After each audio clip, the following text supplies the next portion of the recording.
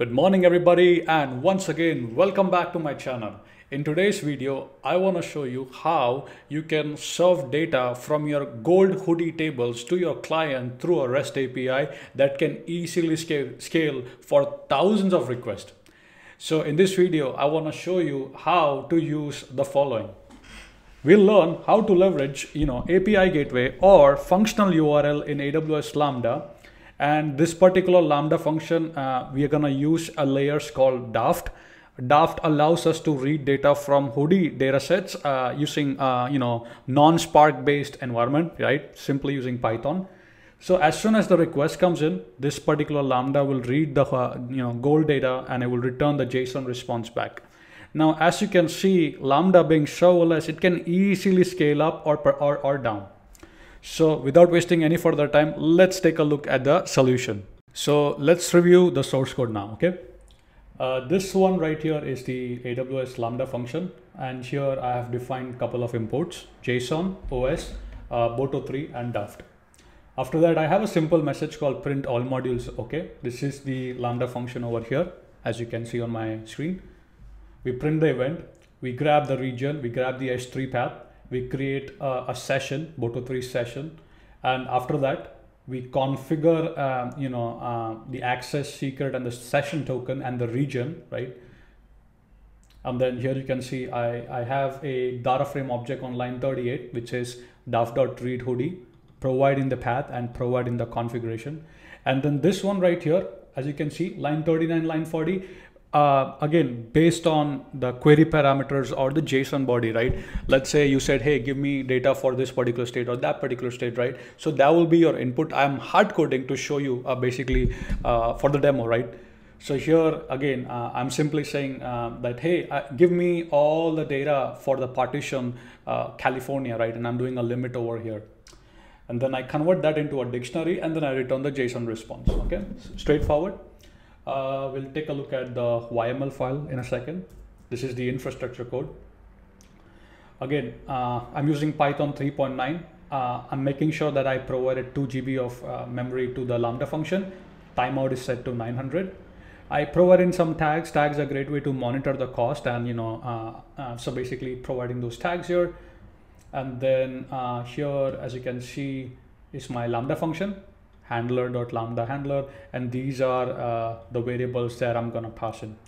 So now, so what you need to do is now we need to configure and we need to deploy the stack. Don't worry about the keys, this will be destroyed after the video. So first what I need to do is I need to configure my credentials. So what I'll do is I'll come here, I'll paste this one in and that's been configured.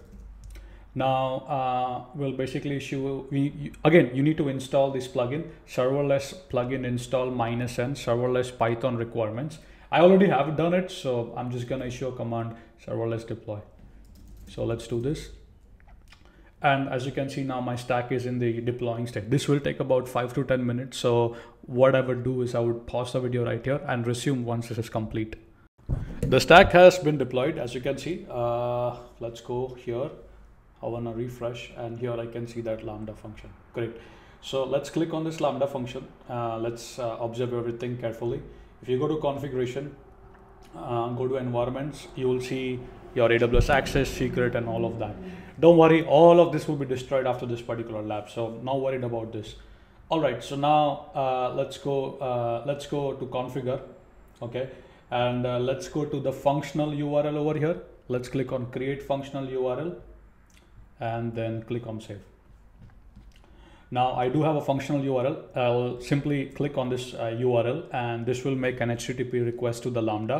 The Lambda being serverless will scale up and down. I will read the data from the Hudi using Daft and it will return the data as you can see.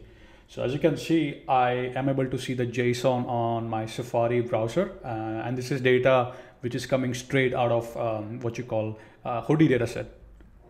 So of course you can use API gateway for this. API gateway will allow you to do rate limiting. You can also use API key. Only authenticated user can access the data. Also, if needed, you can also use AWS Cognito. So you can authorize the user and only authorized users are allowed to read data, right? So this way you can serve your data from Hudi directly to your clients in a serverless fashion, and Lambda being serverless can easily scale up or down.